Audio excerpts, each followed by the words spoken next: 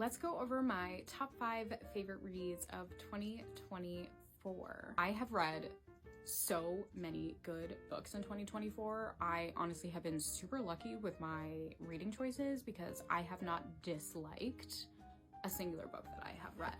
In the number 5 spot, we have The Sunbearer Trials by Aiden Thomas. This is a young adult fantasy. My favorite thing about this book was the world that Aiden Thomas created. I thought the world building was done really, really well. So it has the mythological elements, which I really love, and then it also has like this high stakes game, which I also really love, and it meshes them together and it like creates the baby of the Hunger Games and Percy Jackson. Now, at number 4, this is another fantasy. It's an adult fantasy, and it is Vicious by V.E. Schwab. Now this, I think, makes a really perfect beginner fantasy because there's not a lot of like really heavy world building. If you love characters that just are really morally gray and you're like, I'm not sure if they're like good or bad, then you're gonna love this book because you don't really know if you're supposed to like people, but then you're like, I kind of like them. Number 3 is Pet by Akwaeke Emezi.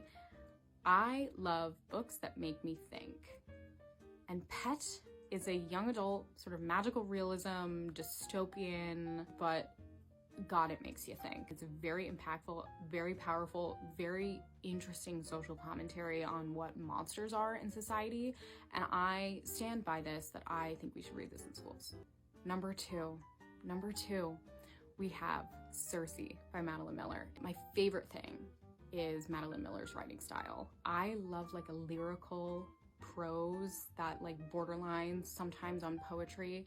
I love really rich imagery and descriptions that kind of make you think about something in a different way. Now, before I get into the top number 1 pick, and to do 4 honorable mentions because I feel bad leaving them out. 1, just the Part of Your World trilogy. Abby Jimenez became my favorite contemporary romance author this year, and yours truly and Part of Your World are definitely honorable mentions because I absolutely love them both and I cried during both of them. The third one, because I went through that really quick, is Most Ardently by Gabe Cole-Novoa. Now this is a remix of Pride and Prejudice, so if you're an Austen fan, you're gonna want to pick it up because it was so good. Last honorable mention is a short story that I think everyone should listen to on audiobook, is The Six Deaths of the Saint by Alex E. Harrow. I just loved it and it left me like in awe.